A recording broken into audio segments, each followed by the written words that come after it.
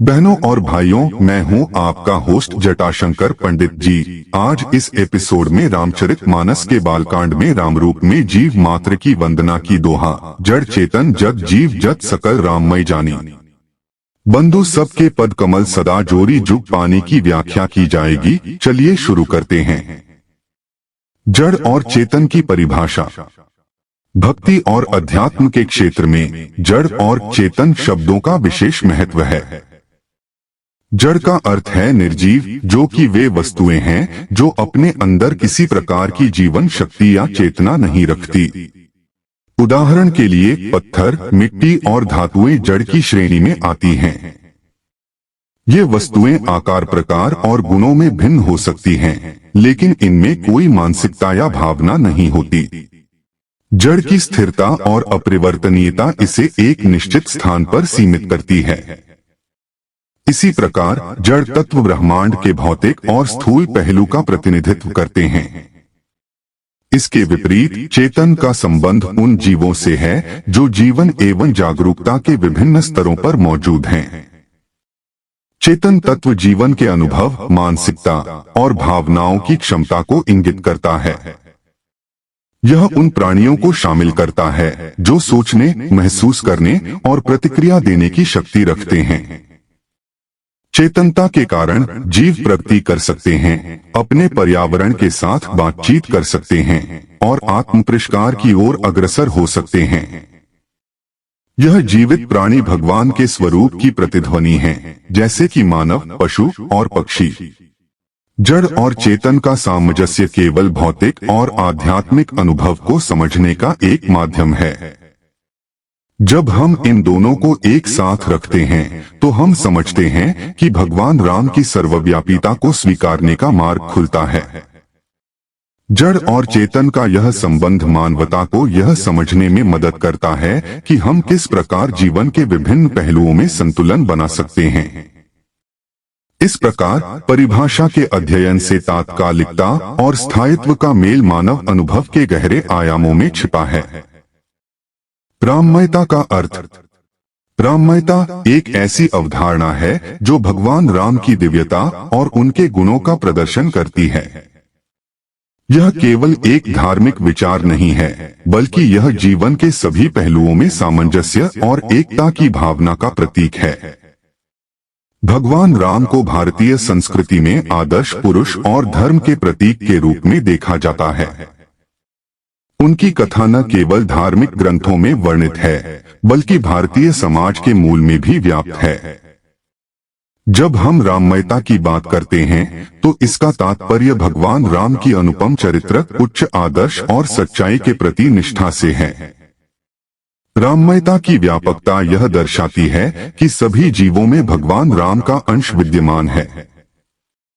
यह विचार हमें एकात्मता और प्रेम का अनुभव कराने में सहायक है। अगर हम सभी जीवों को राममय मानते हैं तो हम सामाजिक समरसता को बढ़ावा देते हैं।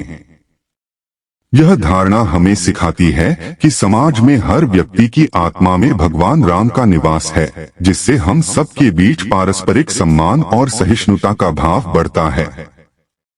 धार्मिक ग्रंथों में भगवान राम की उपासना और उनके प्रति भक्ति का स्थान बहुत महत्वपूर्ण है।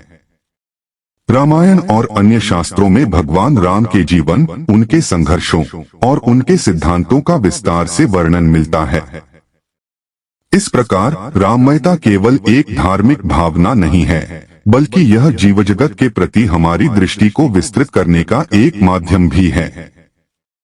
जब हम राममयता को अपने जीवन में आत्मसात करते हैं तो हम अपने आसपास के जड़ चेतन जगत के प्रति एक नई दृष्टि विकसित करते हैं।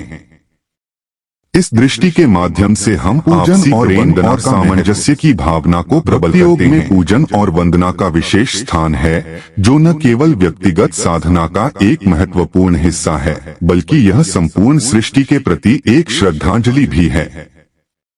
जब भक्त भगवान राम के चरण कमलों की वंदना करते हैं तो यह उनकी गहरी श्रद्धा और प्रेम का प्रतीक बन जाता है। वंदना का यह कार्य केवल धार्मिक अनुष्ठान नहीं है, बल्कि यह हमारी आत्मा की भावना का प्रतिबिंब है, जिसमें हम यह दर्शाते हैं कि हम उन्हें हृदय की गहराइयों से मानते और समझते हैं। वंदना के माध्यम से भक्त अपनी आत्मिका को भगवान के प्रति समर्पित करते हैं, जो उन्हें एक अद्वितीय अनुभव प्रदान करता है। यह प्रक्रिया जीवों को सही जीवन के मार्ग पर चलने के लिए प्रेरित करती है। पूजा केवल बाहरी क्रियाएं नहीं है, बल्कि यह आंतरिक शुद्धता की ओर ले जाने वाले एक साधन के रूप में कार्य करती है।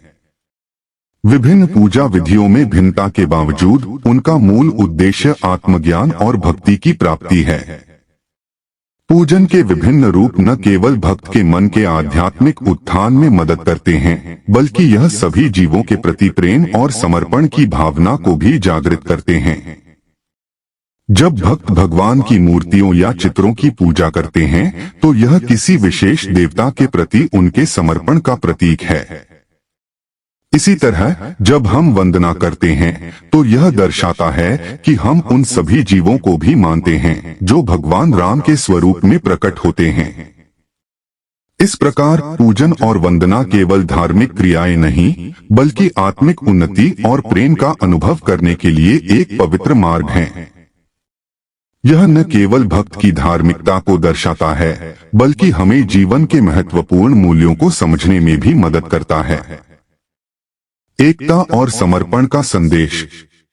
आध्यात्मिक दृष्टिकोण से समर्पण और एकता के सिद्धांत हमारे जीवन में गहरे परिवर्तन ला सकते हैं।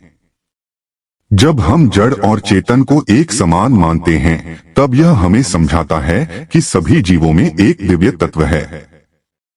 यह भक्ति का मार्ग हमें आत्मज्ञान की ओर ले जाता है, जहां हमारी सोच और हमारे कार्यों में एकता का भाव निहित होता है। जब हम सभी प्राणियों को एक ही आत्मा का हिस्सा समझते हैं, तो हम सामूहिक रूप से एक उच्चतर उद्देश्य की ओर बढ़ते हैं। व्यक्तिपरक भक्ति का महत्व यहाँ पर और भी स्पष्ट हो जाता है। यह न केवल व्यक्तिगत स्तर पर, बल्कि समाज के समग्र विकास में भी योगदान करती है।